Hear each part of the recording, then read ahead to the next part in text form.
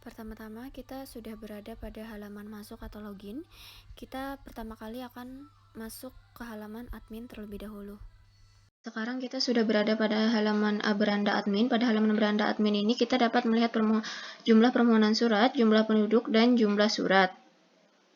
Selanjutnya kita berada pada halaman data master. Data master ini berisikan data RT, data penduduk, dan data surat. Kita berada pada halaman data RT. Pada data RT ini kita dapat melakukan tambah data, melakukan aksi hapus, ubah, dan edit. Nah, pada halaman RT tadi kita melakukan tambah data. Di sini kita melakukan tambah data baru.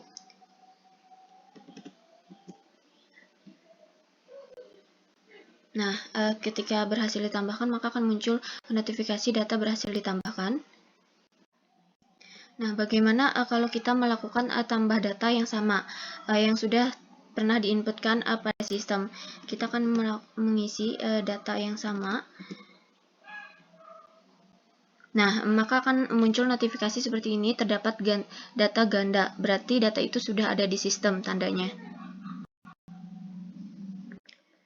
Sekarang kita berada pada halaman master bagian data penduduk.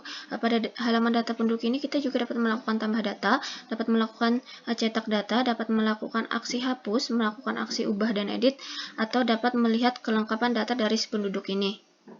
Pada halaman data penduduk ini, jika sama halnya seperti halaman data RT, jika kita menambahkan data yang sudah pernah terinputkan di sistem, maka akan muncul notifikasi data ganda, yang artinya data itu sudah ada di sistem atau sudah pernah diinputkan. Nah, sekarang kita mencoba masuk ke halaman cetak data pada halaman laporan data penduduk. Nah, ini adalah tampilan untuk laporan data penduduk Desa Cempaka Mulia Timur. Nah, sekarang kita akan mencoba masuk ke halaman melihat data, melihat kelengkapan data penduduk. Nah, ini maka akan ditampilkan kelengkapan data penduduk seperti ini. Sekarang kita berada pada halaman master bagian data surat. Pada bagian halaman data surat ini kita juga dapat melakukan tambah data, melakukan aksi hapus dan edit atau ubah. Sama halnya seperti halaman data penduduk dan data RT tadi. Jika kita melakukan tambah data dan data yang kita tambahkan itu sudah ada di sistem, maka tidak bisa dilakukan dan akan muncul notifikasi data ganda. Artinya data ini sudah ada di sistem atau sudah terinputkan. Nah, selanjutnya di sini kita dapat melihat transaksi surat. Transaksi surat ini berisikan layanan surat yang ada pada kantor Desa Cempaka Mulia Timur, yaitu berisikan surat keterangan kelahiran, surat keterangan kematian, surat keterangan pindah, surat keterangan domisili, surat keterangan ahli waris, surat keterangan usaha, surat keterangan hilang, surat keterangan tidak mampu, surat pengantar KTP, surat pengantar kartu keluarga atau KK, surat pengantar nikah atau menikah. Nah, di sini kita juga dapat melihat verifikasi permohonan surat. Nah, untuk verifikasi permohonan surat ini berisikan data proses, yang mana ketika user mengajukan permohonan surat, maka pertama kali akan masuk pada halaman data proses. Dan selanjutnya data terima. Data terima ini ketika data pada halaman data proses tadi diterima oleh admin permohonan surat si user tadi, maka akan masuk ke halaman data terima. Dan terakhir data tolak. Nah, data tolak ini sama jika data permohonan yang ada pada halaman data proses tadi surat permohonannya ditolak oleh admin, maka akan masuk pada halaman data tolak ini. Nah, sekarang di sini kita dapat melihat verifikasi data penduduk. Verifikasi data penduduk ini berfungsi sebagai memverifikasi data penduduk yang diajukan oleh penduduk, data perubahan yang diajukan oleh penduduk. Nah, sekali lagi sama halnya pada verifikasi permohonan surat, pada verifikasi data penduduk ini juga terdapat data proses, data terima, dan data tolak. Kita juga dapat melihat terdapat laporan. Laporan ini berisikan layanan surat. Layanan surat di sini adalah kita dapat melakukan cetak surat secara random, atau surat-surat itu masuk secara bersamaan pada di sini nanti, entah itu surat keterangan kematian, surat keterangan kelahiran, maka kita dapat melakukan cetak secara bersamaan. Kita dapat melakukan cetak secara bersamaan berdasarkan tanggal berapa sampai tanggal berapa.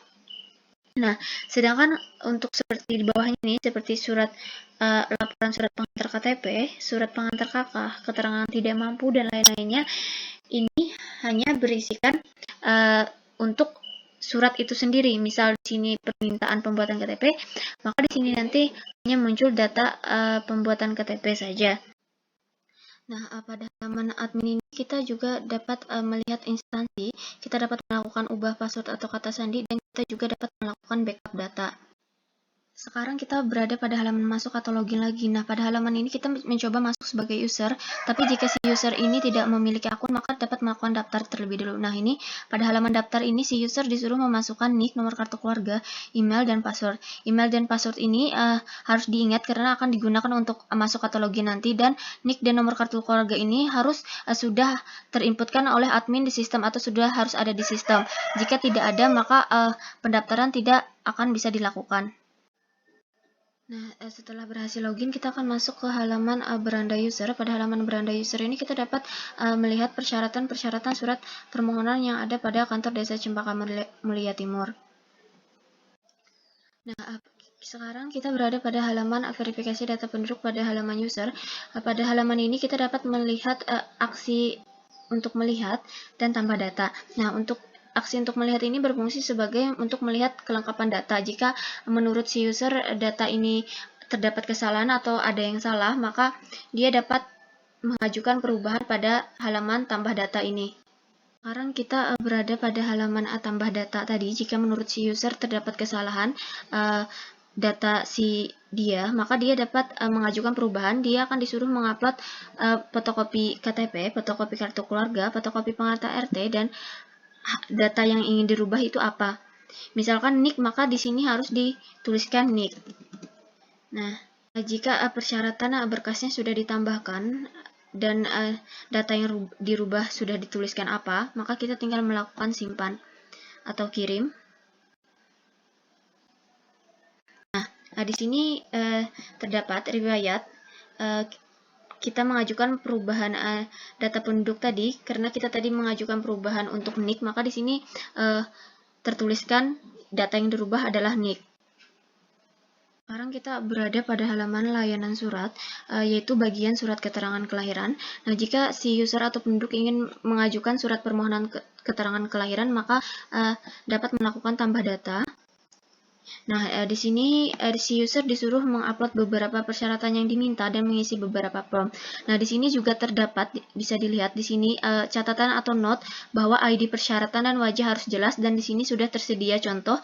Jadi si user itu harus mengupload persyaratan seperti contoh yang sudah ada ini.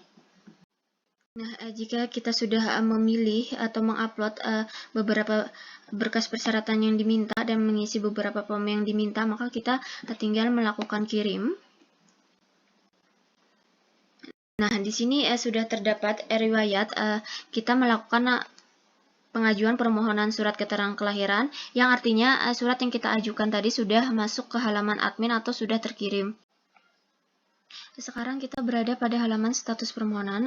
Halaman ini berfungsi untuk melihat status permohonan surat. Entah itu status surat yang ditolak oleh admin seperti ini, diterima oleh admin, atau masih dalam proses. Nah, jika surat itu ditolak oleh admin maka akan dapat memberitahu alasan surat itu ditolak. Contoh seperti ini, KTP buram, maka alasannya akan muncul pada bagian keterangan ini.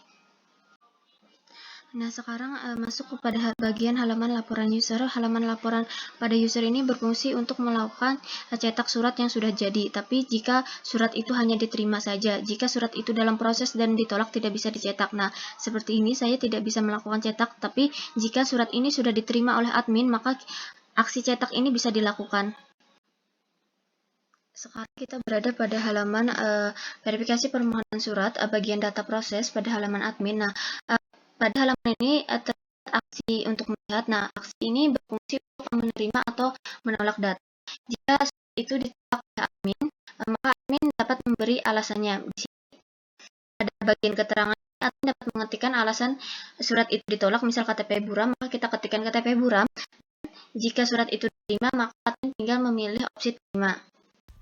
Nah, sekarang kita berada pada halaman verifikasi data penduduk, sama seperti halaman verifikasi permohonan surat. Pada halaman ini, admin juga dapat melakukan aksi terima dan tolak. Jika surat tersebut diterima, maka akan masuk pada bagian halaman terima, dan sebaliknya, jika surat tersebut ditolak, maka akan masuk ke bagian tolak. Nah, sekarang kita masuk ke halaman laporan bagian layanan surat. Pada bagian ini kita dapat melakukan aksi cetak dari tanggal berapa sampai tanggal berapa. Di sini kita ketikkan dari tanggal 28 sampai hari ini tanggal 30. Di sini kita dapat melakukan aksi cetak semua surat yang sudah diajukan oleh penduduk.